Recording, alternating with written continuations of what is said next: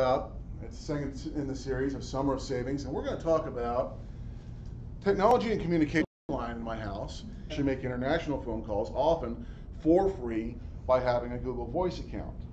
Okay.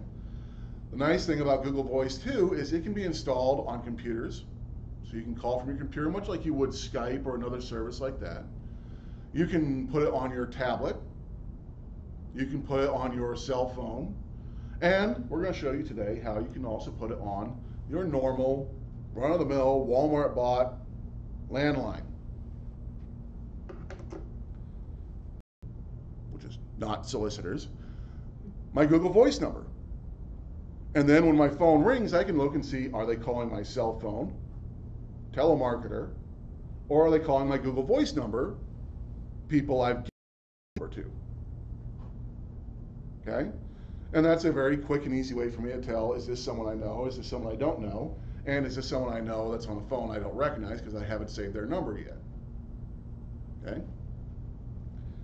So it's one number for many different phones, many different devices, I should say. That cooled off pretty quick. Yeah.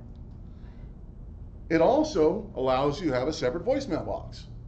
And not only to have a voicemail box, but that voicemail automatically gets transcribed. So whenever I get a phone call, if it goes to voicemail, which notice this does not have voicemail, this is just the dirt cheap Walmart phone that I've got in my house.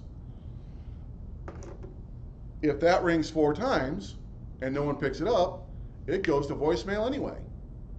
And now I can listen to that voice on my phone, my computer, my tablet, or my cell phone, or I can actually just look at my Google phone app and it will have written out a fairly good transcription of what was said.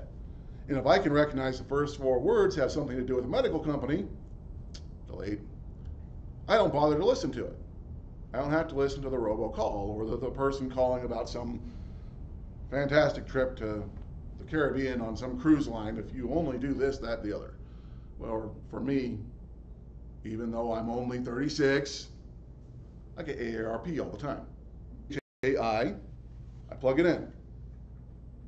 Fairly simple. There's a USB port that you are not going to use. Don't worry about it.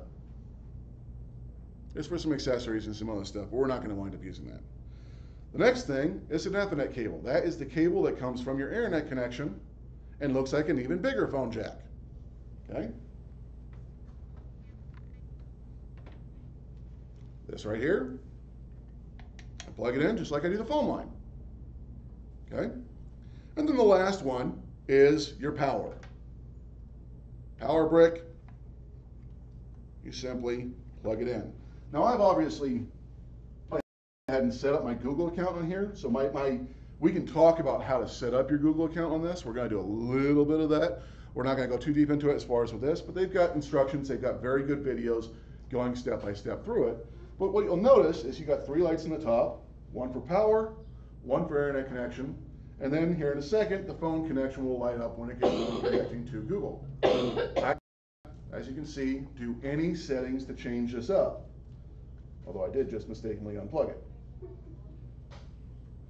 We're going to set that there for a minute, and as soon as I get the other one, I'll go ahead and just lit up. So now I can take my normal phone, after having done the setup,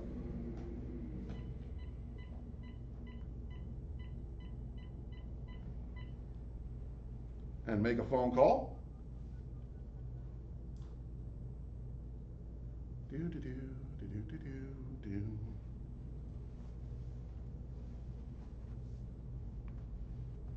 Calling my cell phone.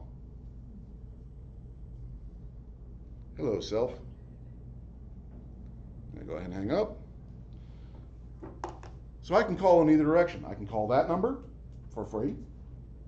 I mean, whatever minutes on my cell phone or whoever's calling, but the call as far as the Google Voice thing is free.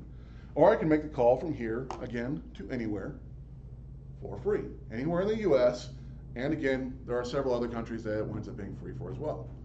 And it's just as simple as having your normal, yes, I know I hung up on myself, as having my normal phone that I would otherwise have in my house.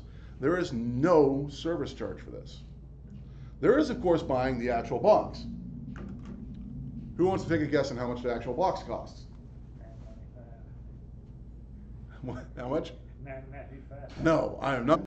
It asks, would you like to search for numbers available in your area code?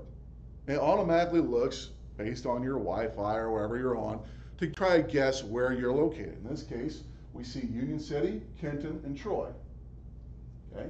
Union City would be the closest, but I could also put in my actual zip code and have Martin.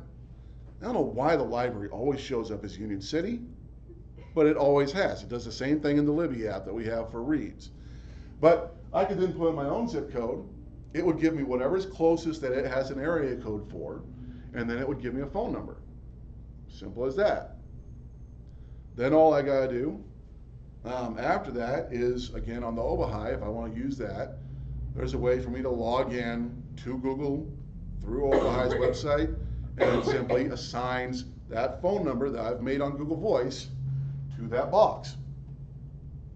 And again, then I can take my phone, I can download the Google Voice app, sign into the same Google account. I now have that Google Voice number on here as well. And so I can call from that number.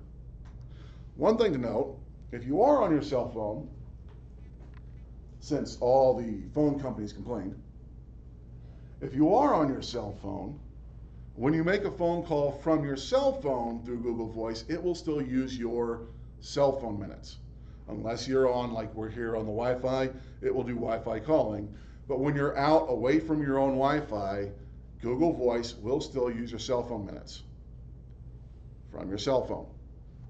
But from the Obahi or anything else, your computer, whatever, it will simply use data. Okay? So that's one caveat. And that's, again, because Verizon, AT&T, all them, they threw a hissy fit that, what do you mean? You're going to make free phone calls and eliminate our business? No, you need to use our minutes. Of course, now most of them offer unlimited, so it's kind of, you know, what they're charging for now is data anyway. So now it's like, well, if I've got free minutes, yeah, I'd rather it be on the minutes than the data because I don't want to jack up my data costs, right? So there is that one caveat. Any questions so far? In my instance, since we don't have Wi-Fi at home, it wouldn't be. Do you have internet at home? I'm wanting to say. Jetpack. You have the jetpack, okay. You would be able to do it through a jetpack in theory. They have a different version of that will allow you to do it wirelessly through Wi-Fi. And the jetpack, for those that don't know, jetpack is a hotspot. So it's about the size of a phone, roughly, a little bit smaller, depending on the size of the phone, obviously.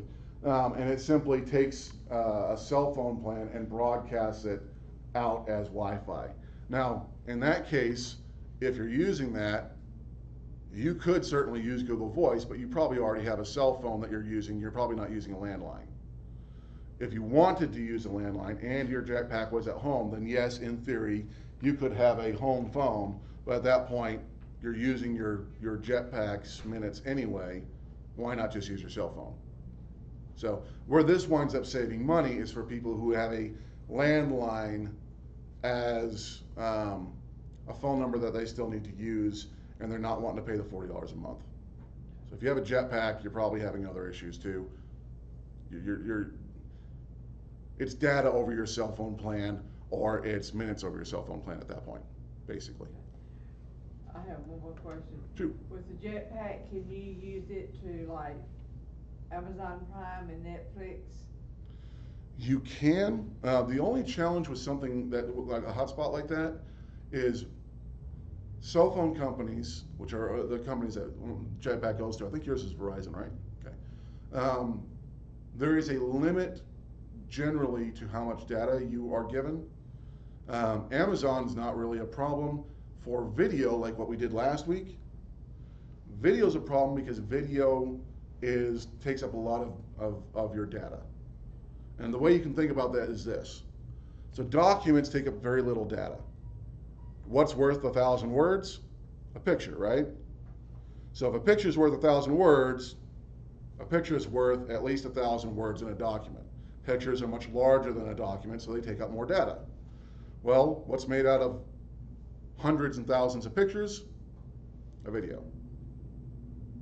It's 30 frames per second. It's not the equivalent of 30 pictures per second because of the way video is compressed. It only shows, we won't get into that. It's not quite equivalent to, for every second, you've got 30 pictures worth of data. But videos are much larger, and so. Unlimited? I think so. If it's unlimited, unlimited, by the way, is a weird term in cell phone terminology. You have unlimited data, but they have the right to slow you down once you've used so much data on most of those. I don't remember what Verizon's is, but freeze up and put, catch it, it will slow down. okay. What exactly that means is special. What that winds up looking like will be different. Okay. Oftentimes they won't slow you down if it's during off-peak hours anyway. So. Okay, so it'd be cheaper to just do Redbox for a DVD rental instead of trying to do Netflix or Amazon Prime or something like that. It could be. I mean, as soon as Redbox is $1, right? As soon as you go over 10 movies a month, at that point you might do Netflix because that's one of those things where you have to test and see how Verizon does on slowing you down. If you have unlimited, it's not going to cost you anything to go ahead and try it. Okay. So, and all those subscriptions, they're good for a month. If you don't want to continue renewing it, you just cancel. So, it's worth trying.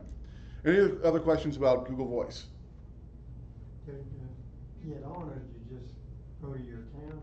You simply go into your account, or you simply basically sign into your browser, to your Google account, and then you can either go in through, you know how you got the little boxes up here? You can either go in there, and then go, in this case, you can go to, we're already on the Google Voice, that's why it's showing up there. But you can go to More, and then you can find Google Voice there. Or you can simply, as long as you're signed in, just search Google Voice, and it will just take you right to that page. Now, that's the easiest way to do it, is just search for Google Voice on Google. It'll take you there, and then you just start your sign-up process. So, and then, again, it's all the same account, so when you go to sign in to the Obahai thing, you just use your Gmail account. Like we're bundled, then what do you do with the charter? Who's charging us for that? Okay, so if you have a bundle already where you've got phone, internet, and TV, or phone and internet, or whichever combination of the three that you have, you can simply go in and cancel one part of that bundle. Usually the way those work is this. Let's say, just because this is what I kind of recall it as, if you've got a $40 telephone subscription, you've got a $60 internet subscription, and then let's say you've got a $100 TV. Those are roughly the averages as I recall them. That's roughly about $200 total worth. If you get them as a bundle, usually they'll give you like $30 off, which brings you down to about $170 plus or minus tax, right? Usually what they're doing is by giving you that bundle, they'll take $10 off of each effectively. So if you've got 3 things, it's $30. If it's 2 things, it's usually about $20. Sometimes it'll be 15 each, whatever. What will happen is if you unbundle, or if you get a bundle that now only has, let's say, internet and TV, and gets rid of the phone, yes, you lose $10 of that bundle savings. But that still means that you're dropping the other $30 worth of that phone package. So normally it's $40, they reduce it to $30 by having a bundle. You're still paying $30 a month for phone that you could get rid of and still have your internet and your TV at effectively the same price. And if you do what we talked about in the last session where you also do TV, you've just eliminated effectively $90 worth of the TV because of $10 off that. You've eliminated $30 off of the phone because of the $10 there. You don't get the $10 off the internet, but you've gone from having your internet at $50 effectively to $60. You've increased your internet by $10, but you've decreased your bill by $120 plus whatever Netflix or any other subscriptions you add. So overall, you wind up saving well over $100 on average for the normal person by going ahead and switching over to stuff like this. Of course, the only downside is if the power is out, you've got no connection. Okay, so I should say there's 2 downsides. That's the one big downside is if the power is out, your internet is out, unless technically you're over fiber or you're doing a battery backup or something like that. But if your power is out, your internet is out. If your internet is out, your phone is out. Okay, that's the one downside. You got your cell phone. Still got your cell phone if you have a cell phone. Yeah, but once the battery goes, you're out of commission. That's why the. That's why you make phone- sure your phones are always charged. Yeah, but I mean, Yeah. but it only goes a day, if you're lucky. I'll show you something later that where you, for not too much, you can get, well, really, for those little candy bar versions of this, you can get battery backups that will allow you to recharge your phone for really inexpensive, like $10. I've got one that will recharge my phone 6 times. And it's just one little pretty little block of aluminum. But otherwise you gotta sit in the car. But if you've got one of these things, you can always recharge for one day, and usually they get the power back to you within a day, so it's usually not a really big deal.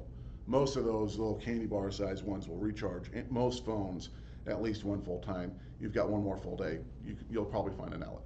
If there's a real emergency situation, not having this isn't your biggest problem. If it's a multi-day, like when we had that ice storm, what, 2003, I think it was, 2009? I know there was one where it wiped out like all of Kentucky. I was up in college in St. Louis at the time. I drove down through it, and I mean, they were out of power for weeks. Well, at that point in time, not having your landline is not your biggest concern. Having your cell phone is a bigger thing, and that's a whole different discussion at that point. The other downside, because this is through somewhere, Union City, wherever it happens to be from that your number is, if you try to dial 911, it does not locate where you are. You would have to actually talk to them and tell them where you are. Okay? So 911, it doesn't know what center to go to because it doesn't know where that phone number actually exists. So if you were to call for an emergency situation, and most phones you can have phone numbers pre-programmed in, this is dirt cheap and that allows me to do that. You simply get around that by putting your police, your fire department, your local 911 center, they'll usually have a normal number as well. You simply put in those numbers, that way you can just boom, boom, and call with about as much speed as you would normally call 911. But that is the other thing, is it does not have an actual location for you in that case. But again, your cell phone does. Yeah, I was gonna say, can't you call on his? And with the new, I know with Android already has it, but with the new iOS, it will also have it where, in fact, the story was out just today, or just a couple days ago, where if you call 911, it will locate you, I want to say it's within, it's like 18, 20 feet, something like that. At least 80% of the time, it will get your exact location within that amount of space to broadcast to the 911 if the 911 center supports it. That's the other big if there. But yeah, these now can basically send your geographical location directly to 911 when you call it. This winds up being a better solution than that, because if you're in the backyard, they know you're in the backyard. Versus with this, they might have an address. Or with a normal phone, I mean, not with Google Voice. They have an address, but again, where you are on that address, if you've got a big enough property for that to even be a thing, they would not know. Okay, other questions? Okay, so that's how you can wind up saving a whole lot of money on just your normal voice. Now there are a lot of other services. I mentioned Skype, Google Hangouts, several others like that work, but for phone call, for dead simple phone calling and for not getting charged, Google Voice is the way to go. Because if you go with Skype, you will get charged for calling to a phone. You won't get charged for calling another Skype customer. But if you just try to call, like, let's say the 3J's Pizza, you'll get charged for that. Google Voice, you call 3J's Pizza, you get pizza. Okay? It's great. Assuming you pay 3J's Pizza, but you know. So that's basically the way Google Voice works. Let me double check something here. You have to order that on Amazon, or can you get it at Walmart? That is a good question. I do not remember it being at Walmart. It may be there. I did not need to look. I bought it from Amazon. There's a lot of other places you can buy it. You can probably get it at Best Buy. I don't recall, as I recall, Vonage, which is another VoIP service, um, does business with Walmart, and this may not be the case anymore, so I might be speaking out of turn. But normally I see Vonage there, and Vonage is a pay-for service. So I don't know if this is there or not, but it is, again, on Amazon right now, $48.85, and I think I paid even less for it when I bought it. And they include the connections. Yeah, I mean, it's a normal phone connection, so whatever phone you have in your house currently, you simply plug that over into the other thing. Internet. Right, and then you plug it into your internet. So the biggest pain may be if your phone is in your kitchen, if your base station is in your kitchen, and then your internet is in your living room. Okay, do I have to move the base station over to the kitchen? But most of these types of packs, again, the phone itself is mobile, so if that suddenly moves to your living room, it's not a huge deal. You can take that wherever, and then at night you just put it back on the charger, if you wind up using your landline that much at all. For us, because it's a foster care thing, it sits there.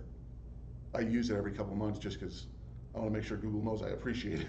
Just about, that I'm still using it. But they, at one point in time, they had talked about, did they want to roll back on that, or there was rumors that they might get rid of Google Voice. But, they say clearly on their website, it's one number for life. So they are, at least at present. I've got a phone in every room, so I wouldn't be able to do that, and I'd have to have a thing for every room. It depends. So it's a good point. If you have a phone in every room, could you still do this? The answer is actually yes. If you go to Walmart, you'll often see phone packs where they've got 4 stations and then one base station that has the voicemail, right? Oh. When they come in a multi-pack like that, you can actually do that. So what happens there is you would normally have the phone line coming into the phone, and then you either have something coming out to those other base stations, or they're all usually just wireless, and it's something like this where you've got a plastic charging unit, but all the actual handsets connect back to the parent station. That's the way most of those work. In that case, all you have to do is have that one base, the one that has the phone line in it, buy the internet connection. You can have your other phones all around the house. All they're doing is being charged. They're talking wirelessly back to the parent unit. So you can have phones all over your house and it not be an issue. So, okay, moving on from there. So that's one of the ways that we can do phone communications. Of course, we're talking about communications in general. We're not talking just about phone calls necessarily, okay? There's lots of other ways that we communicate. One of the big ones we already talked about is text message. Now again, with Google Voice, you can text for free, okay? And there's lots of other ways you can do that. The other big one, certainly the one that I use frequently, is Messenger.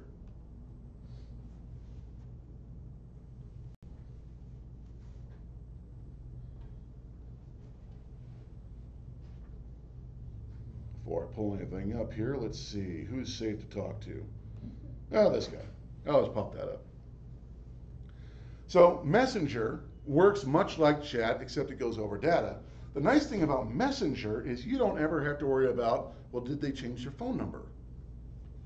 Okay? So in Google Voice, when you text, if that other person also has a Gmail account, you don't have to worry about if they changed their phone number necessarily.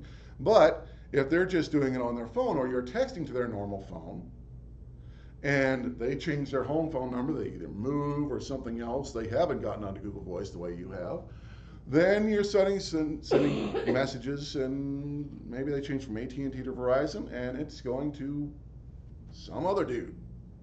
Anyone ever have that happen? Send a text message, and this person's like, I don't know you. I usually get them coming in, and I'm like, hi, wrong number. But it happens not infrequently that you'll have a situation where that happens, where someone has changed their phone number and you did not know that. Facebook, that's not really a problem, because Facebook is not tied to a phone number. It's tied to their Facebook account. So as long as they have that Facebook account, I can type something out to them and it'll go to whatever phone, computer, or other device that they are logged into on Facebook. Completely free. I can send pictures, I can send text, I can send videos up to a certain length. I can send links to websites. I can send all kinds of cute, fun little emojis. So let's see here. I love my mom. I can simply tell my mom I love her. And if I wanted to, let's put in a GIF here. And I'm going to type love. So here's a little thing of a rose putting out petals in the shape of a heart, and I just sent that to my mom. Very easy to do. The GIFs are already built in. The messages are built in. I can send voice if I want to. Whatever I want to do, I simply go in there, do it, and it gets sent. I can send that from my phone. I can send that from the browser, or I can, in this case, I have the app actually installed on Facebook, and I can simply message her. It's all free, and I don't have to worry about any type of charges. Again, like our cell phone. It's all just going through the data. One of the great things about the internet is no matter what you're doing, it is all just data currently. Assuming nothing happens, I mean, we have the whole change. You guys have all heard it in the news about the whole, boy, that just jumped out of my brain. Hate it when that happens. Yeah, we know what you mean. Yeah. It's out of our heads too, but I mean. Yeah, net neutrality. Wow, I can't believe that just jumped out of my brain like that. That's embarrassing. So net neutrality with them changing basically from, they're basically going back and forth between rules for phone companies and rules for cable TV companies. There needs to be a separate set of rules for internet companies, in my opinion, because it's neither one of those. It's not a phone service where you're talking directly back and forth to each other, nor is it. Charter is not providing me with any of that content. They're connecting me to the people who are providing me with that content.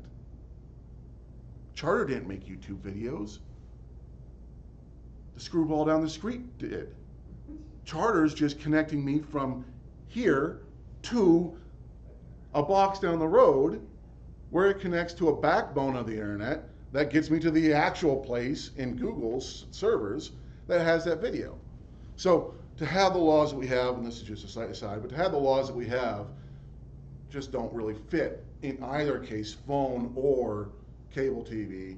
For the internet, it needs to be a new set of rules. But in the meantime, as long as people are still treating data as simply data, and you can't say, well, you'll pay more if you don't watch our video service, because we happen to be the monopoly in town, which thank God, now we've got fiber, now we've got Charter, now we've got Frontier, we've got options. But a lot of places they don't. So as long as data is still data, you can send anything over that. And most companies are happy to do that. So again, I could send videos out to my mom, and she would be, here she is getting ready to respond to me. She would be able to just see it, enjoy it. And it's a whole lot faster than sending a letter, especially since I just lived down the street from her. And our post office would take about a week to get there anyway if I did. Anyone ever had that? Invariably, and I love the post office. I love the USPS. That's a whole nother discussion. But when mail comes into my particular town, if it comes through UPS, it shows up on the day Amazon said. If it comes through FedEx, it shows up on the day Amazon. That kind of salesman. If it comes through USPS, it's 2 or 3 days later. 5 or 6. Yeah. So, well, she says, I love you too. So, very easy to communicate, very easy to send something. If I have a picture on my phone, I simply send it generally through Facebook. Now, here's the other reason why Facebook. Not only is it not tied to their phone, so then they can use whatever account they want to, but let's say we have a situation like I have in my family. My family is largely an iPhone family. My mom has an iPhone, my dad has an iPhone, my wife has an iPhone, my sister-in-law has an iPhone. My brother And he got squirrely and decided he wanted an Android phone. Well, that's all well and good. We can send text messages, but if I want to do all those funky things like sending one of the things where I can draw on my watch or something, or draw on my phone to him and scribble out things, I can do that to everyone else in the family, except my brother. He's that weird guy off in the corner, where all I can send to him is what I can send over a normal text message. Relatively low resolution photos, although it's getting better over time, or text. Maybe some gifts, but not a whole lot else. Not all the other new things that are coming along. I can send it to him on Facebook. It doesn't matter what kind of phone he's got. As long as he's got Facebook, which 2 billion people on the planet have. I think it's 2 billion. It's pretty close. It's a huge percentage of the population of the Earth, which we're now up to almost 8 billion. So they're doing pretty good to have that many accounts. As long as any of these people has a Facebook account, I can send all the latest stuffs. And it just works. I don't have to worry about what kind of device they've got. Okay? So Facebook, another great way to be able to communicate.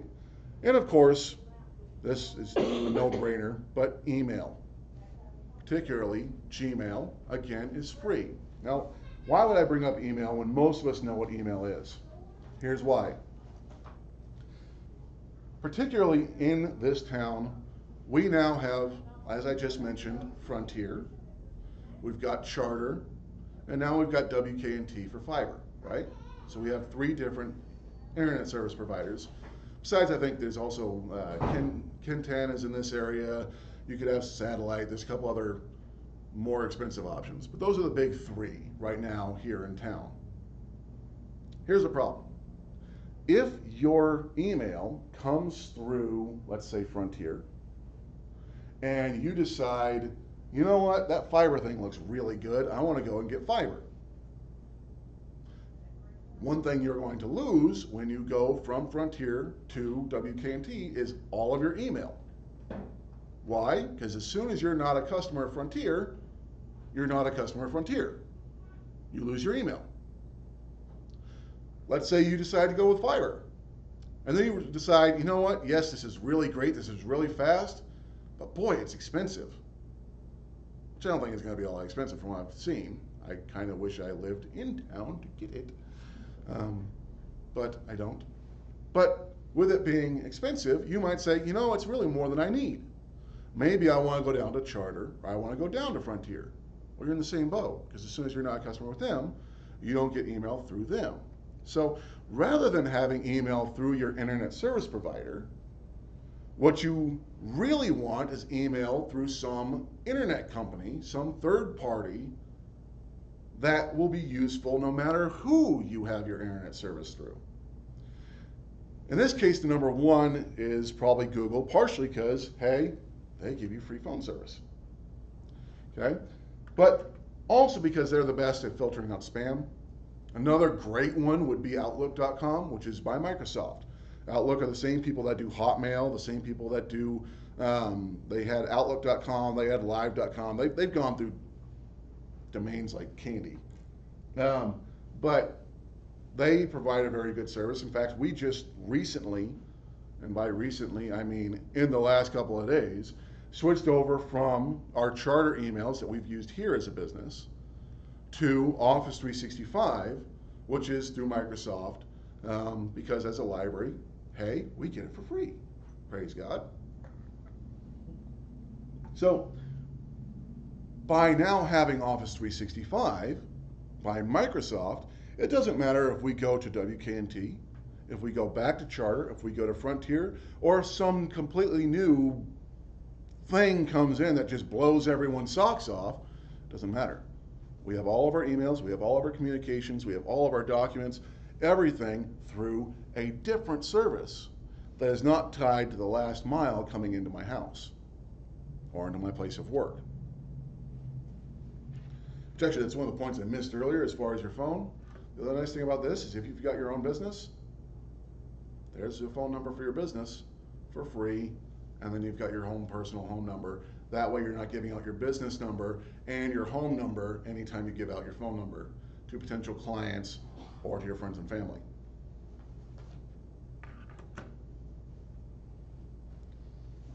Questions? Phone books are about obsolete. Huh? Phone books are obsolete. Yeah, that's a, actually, so let me go ahead and mention that.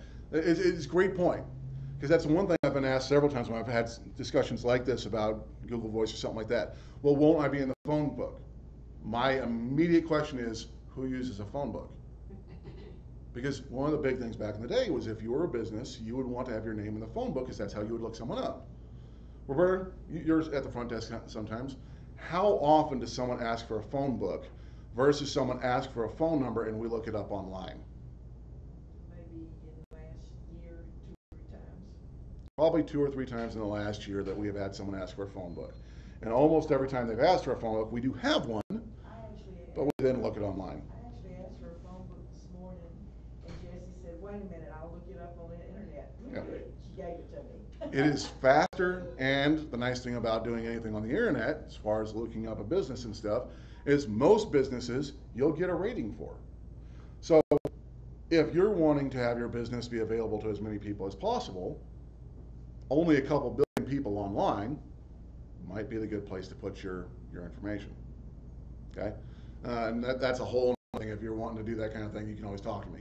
But that beats out a phone book in that case because it's so much faster, and you're not, the person looking for you is not flipping through a bunch of pages. More than likely, they're just going to Google plumber or whatever, and Google will show up a nice little map saying, here's all the plumbers in your area. And they're done. They've got the ratings, they can pick who it is, and go from there. So, great point as far as the phone book. Don't bother being a phone book. Don't worry about it, whether it's in there or not.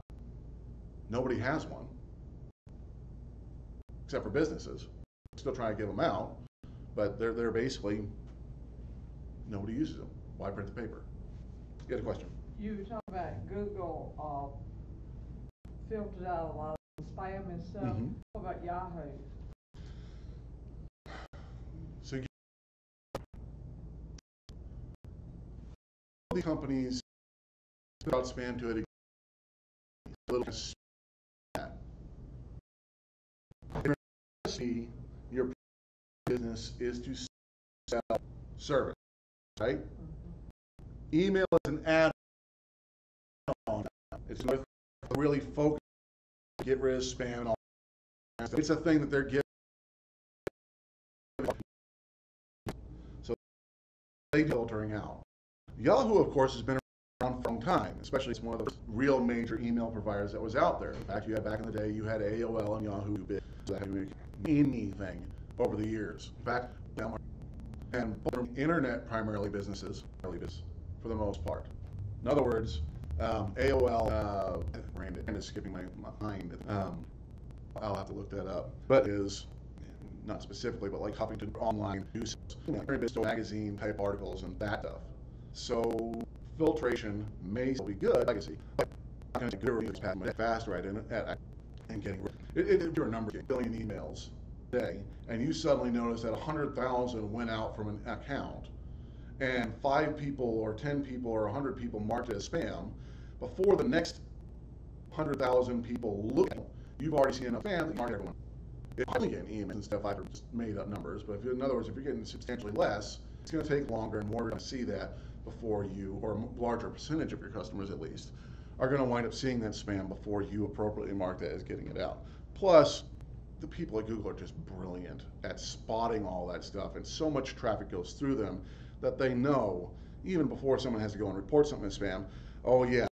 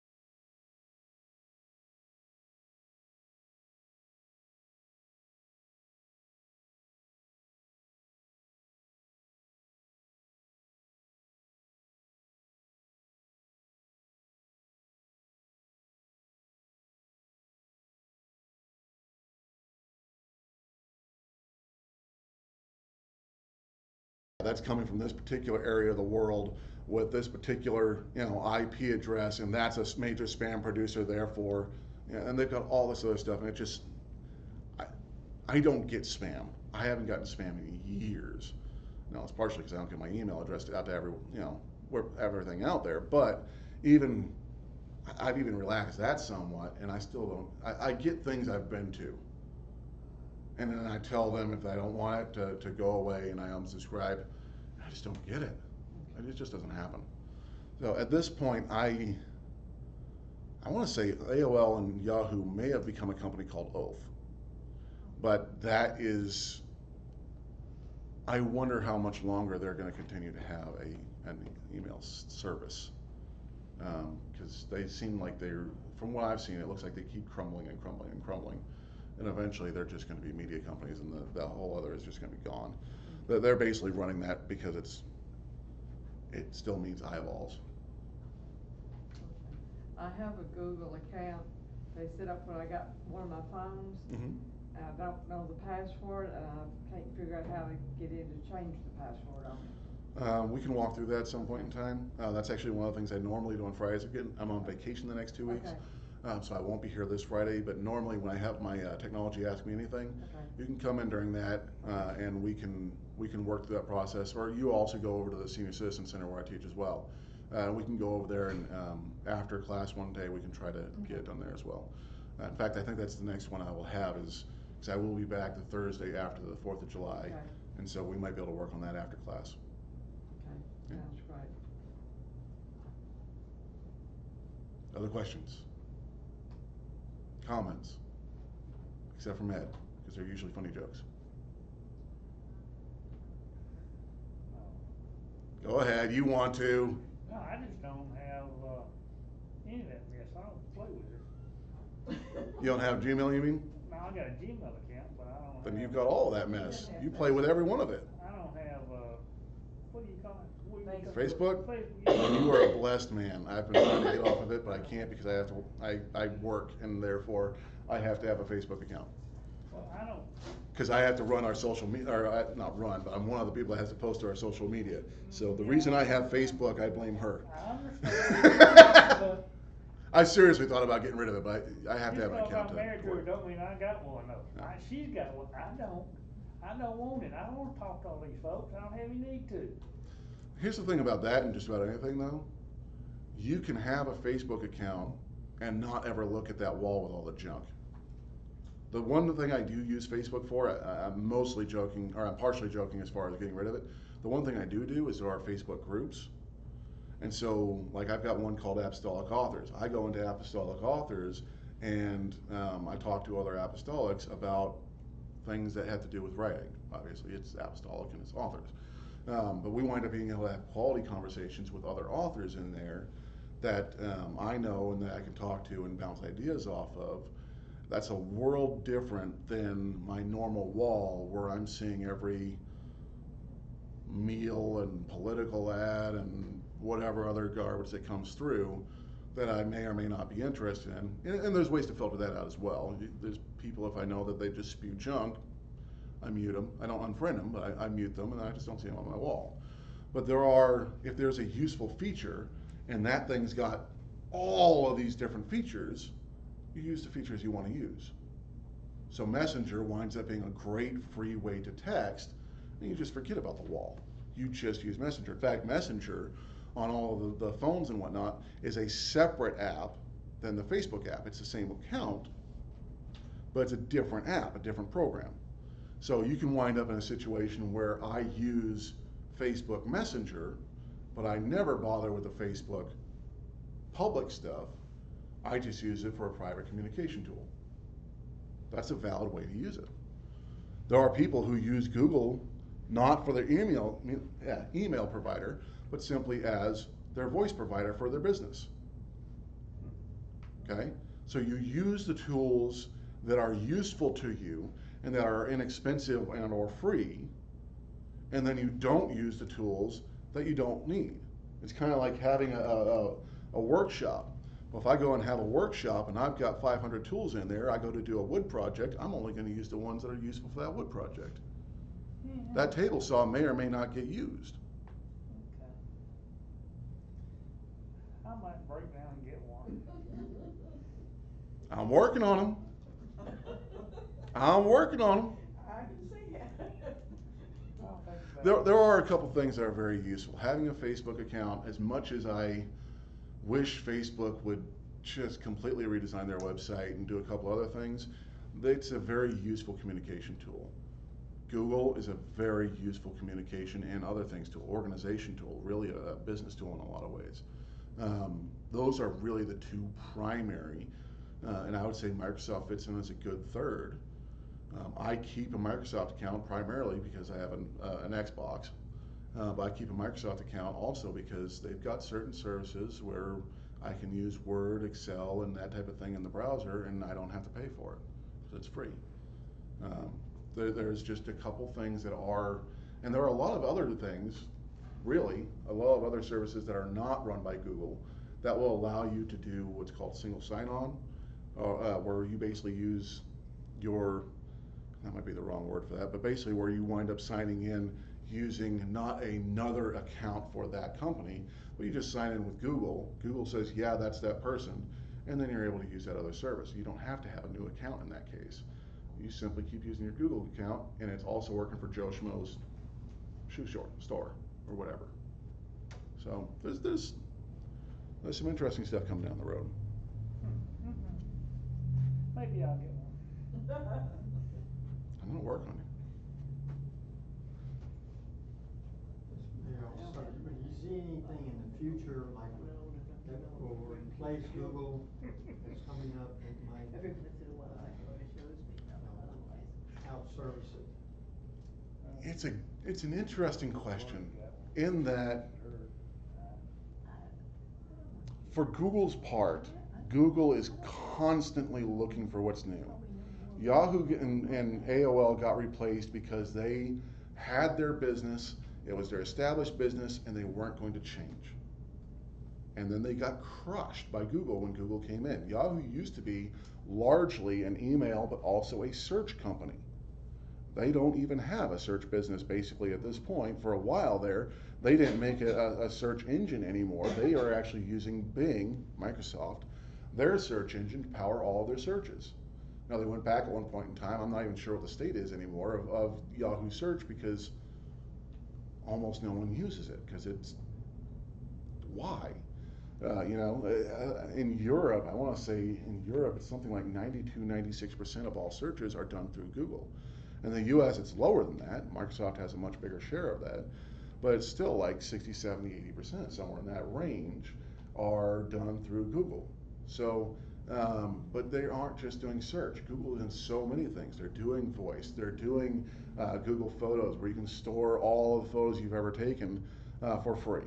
And then it does all kinds of things where it goes through, and not to preempt one of my other things, but it goes through and it recognizes faces, and it is able to tell, okay, all these look like they're the same person. Who is this person? You name them, and then it puts them in a group, and then it looks through the rest of your photos. One of the projects I did here a couple of years ago is I took, the initial count was about 6,000 photos, and I brought them here to the library, and after hours I would go in, and we had our scanner in there, and I scanned all 6,000 photos that my parents had in two of those big 40-gallon buckets.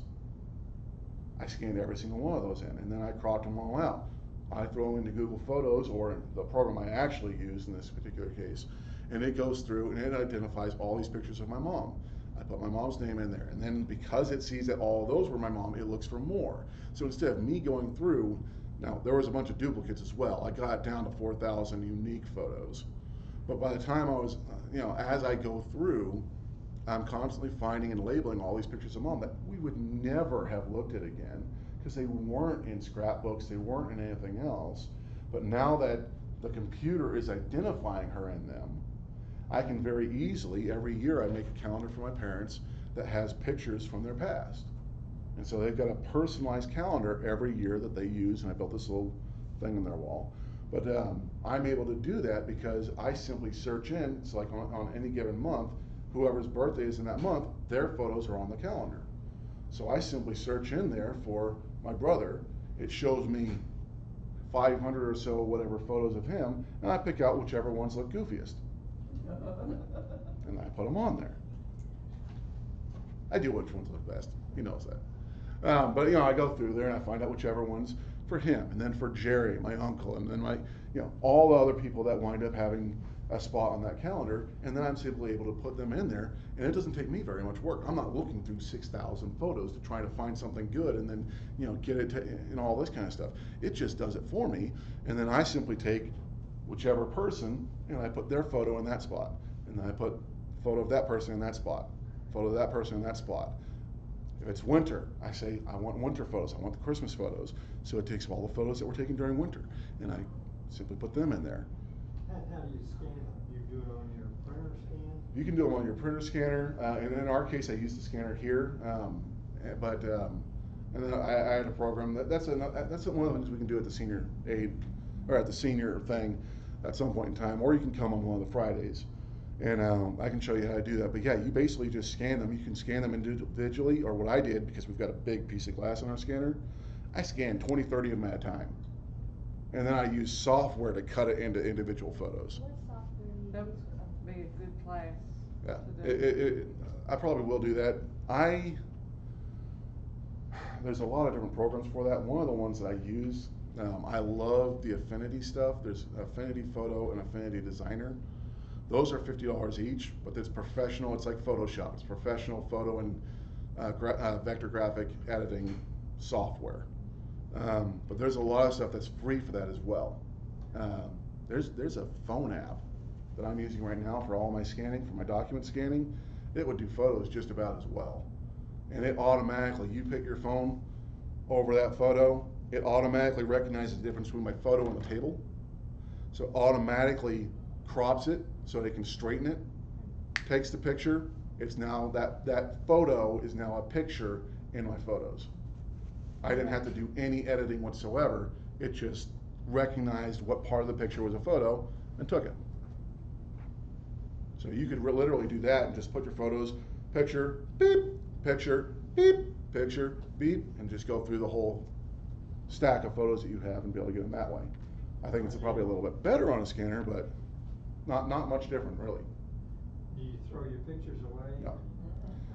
This was a Christmas present. I gave them back their pictures. And they were in stacks suddenly instead of just being. So yeah, we gave them back all their photos, but then they can do whatever they want with it, from there. But it did help because whenever my grandmother passed away, one of the things they did is they had an old picture. Of course, photos fade over time, right? Especially the reds in photos, and you wind up with. That's why a lot of the photos that you have from let's call it the 60s, will be very brown. It's not that they were brown when they were taken. The photos were taken, they had vibrant colors and everything, but now when you look at them, they look brown. That's one photo correction away from looking the way it was the day it was taken. So I actually was able to take a picture that was about yay size, had it scanned, and I went through and a nail had actually gouged out part of the picture on my uncle's chest and actually on my grandmother's face. I was able to go in there and without a whole lot of effort, and this is again something I can show you in one of those classes, I was able to go in there and use what's called an inpainting tool and just touch up large gouges.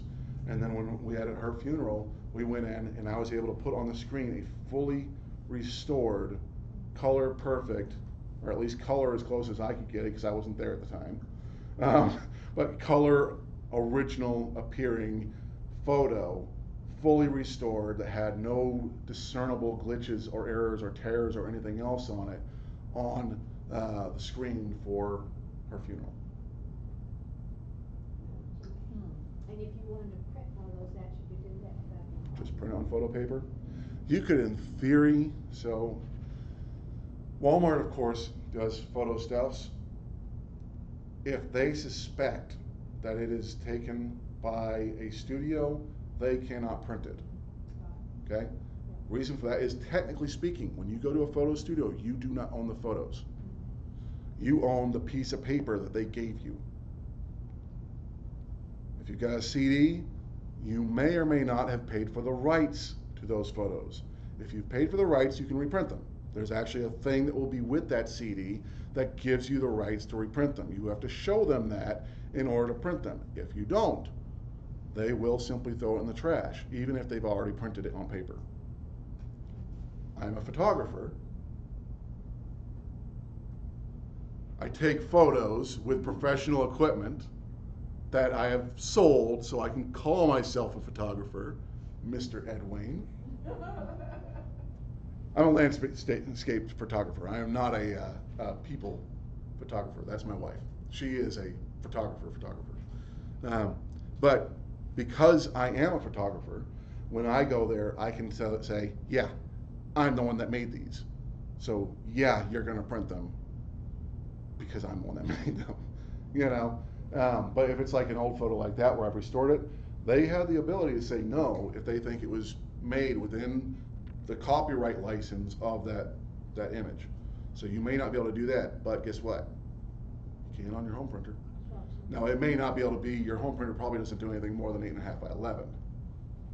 But most of your portrait sized photos are 8.5 by 11 or in that range.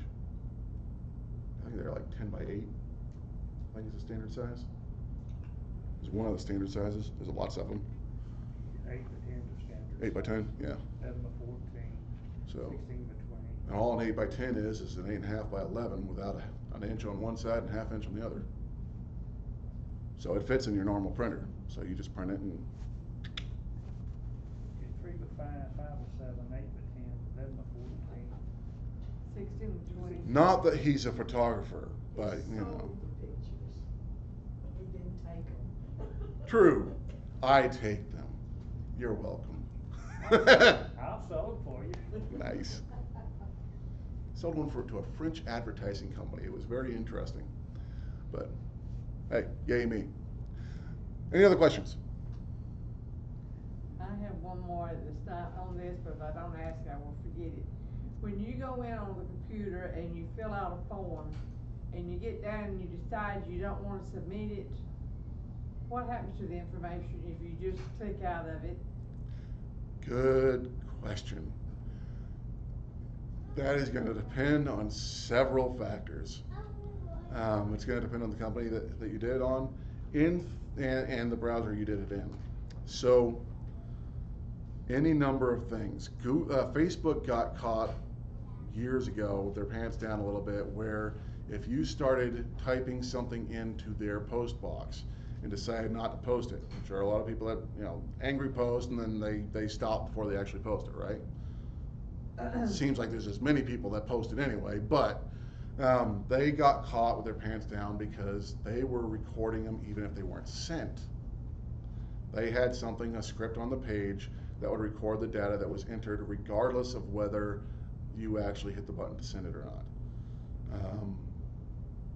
Because of that, there are ways to prevent that from happening. Things that can prevent scripts from seeing anything like that. Most places just don't bother, as far as I can tell. We certainly don't. If you go to fill out like the technology questionnaire thing, or submit a book, that type of thing, we only get something if you hit enter. But yeah, most legitimate businesses, that stuff just disappears. It never got sent to them in the first place. Some people, like Facebook, did the stupid thing, and but here's the good thing about that, because they did the stupid thing, now everyone's looking for the stupid thing. And so all the browsers and stuff are looking, okay, what's going on here? And there is software by people, I use Ghostery, some other stuff, that prevents scripts from running so that they can't see it until you hit the button and it actually submits the information.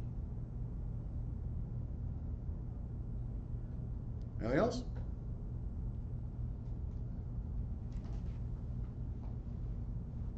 We didn't go over by too much. Not too bad. Life's good. Y'all have a great next 2 weeks, because I won't be here. And our next program will be... He won't be here. Hopefully nothing goes bad. She's praying nothing goes wrong. I'm still working on getting all our emails fully moved. You better change your phone.